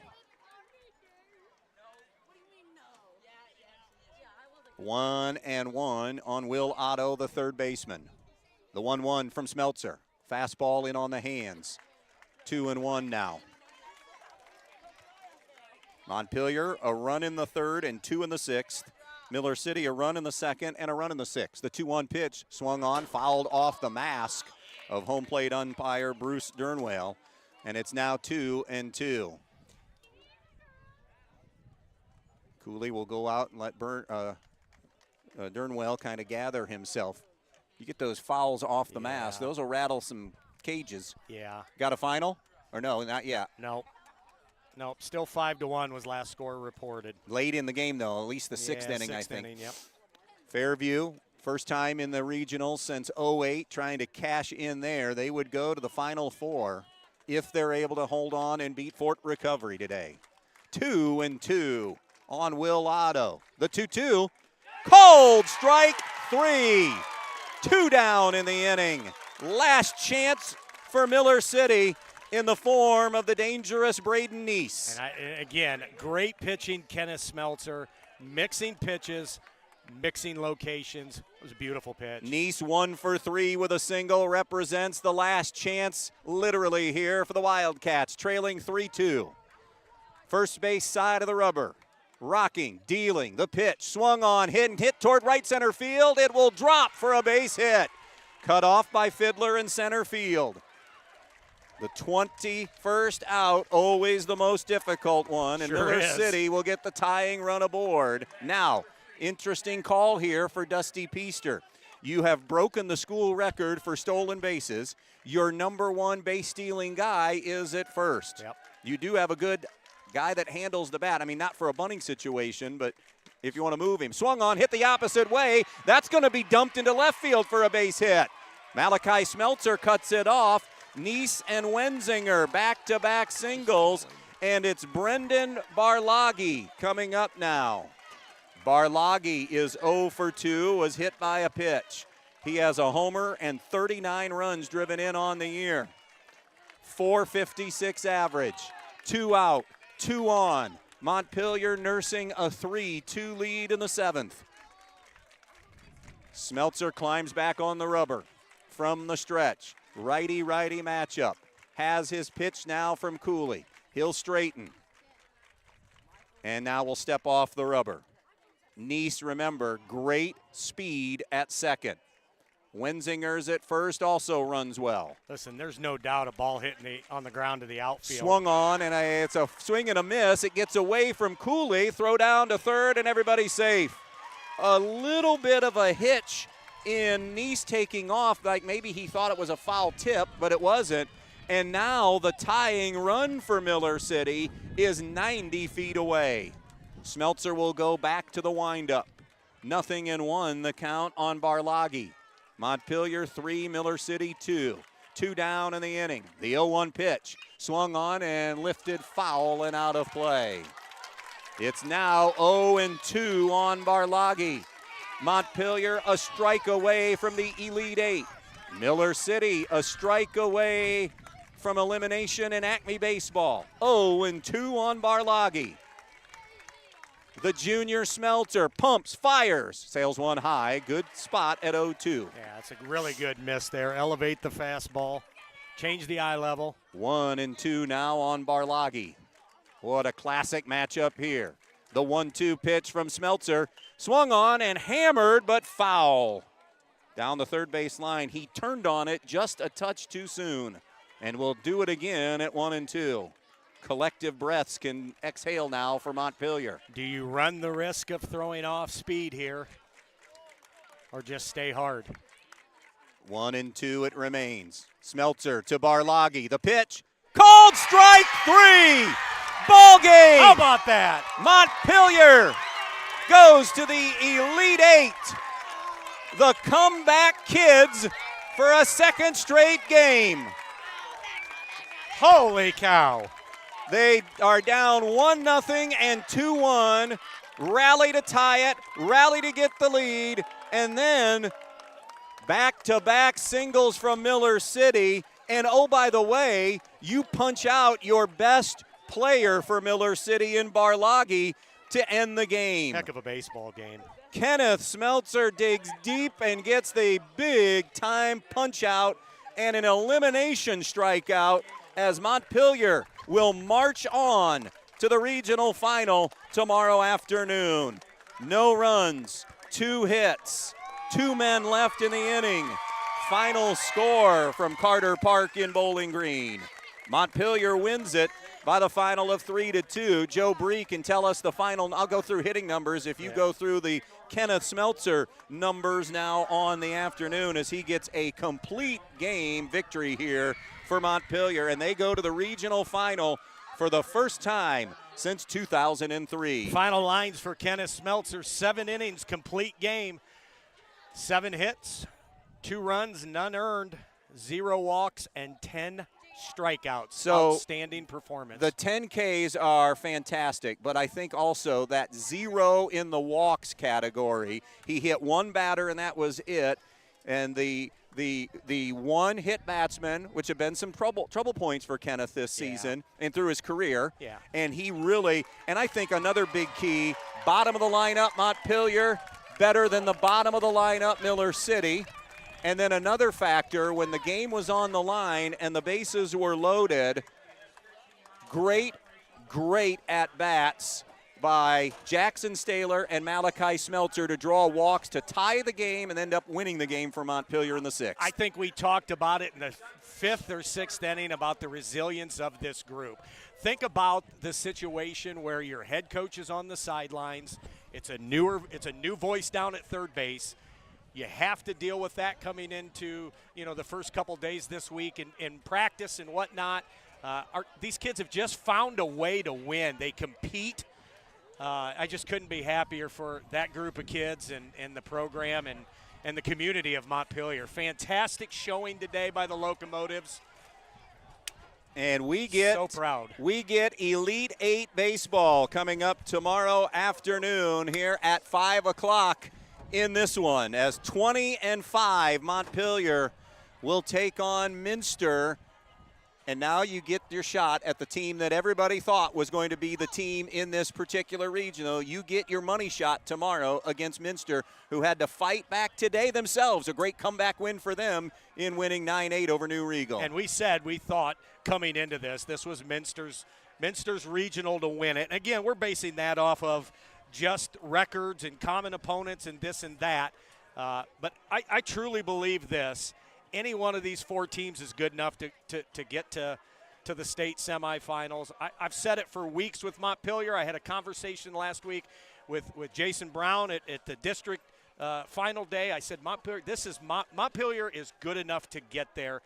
The depth at the pitching, the attitude, right? Never give up. They're so resilient. Just so proud of this group and these coaches. Best One Tire and Service, best play of the game. We're going to give it to the Malachi Smeltzer drawn walk because that ends up being the game winner. Remember, at Best One Tire, that's where the best cost less. Let's talk about some hitting numbers for Montpelier. Wesley Hartsock, a single and a run scored, but a sac fly RBI to start the scoring. Hayden Sharps had a bunt single and a run scored, and also a terrific sacrifice bunt. Griffin Cooley, a single the opposite way. Jackson Staler was 1 for 1 with a single, had an RBI with a walk and a sacrifice bunt. We mentioned Malachi Smeltzer with a drawn walk. C.J. Fiddler 1 for 2 with a single and a run scored, and Tyler Plord had a bunt single. So 20-5 Montpelier will be back here tomorrow, 5 o'clock in the regional championship game as they take on Minster to play for the regional championship game. We mentioned all of our terrific sponsors of every game for high school sports this year. Our Montpelier people, we want to mention one final time and add to that BSN Sports, who's been a part of our coverage. The Montpelier Athletic Boosters, Candle Insurance Agency, Veland Chase, the Eden Farmers Co-op, Cookies on Demand, State Bank and Trust, Tailor Made Landscaping, Abigail Worm, attorney at law, Thompson Funeral Homes, Kim's Supply Company, and John Dye and Strong Real Estate. Well, we have Thursday plans. We're back here tomorrow, 5 o'clock in a regional championship.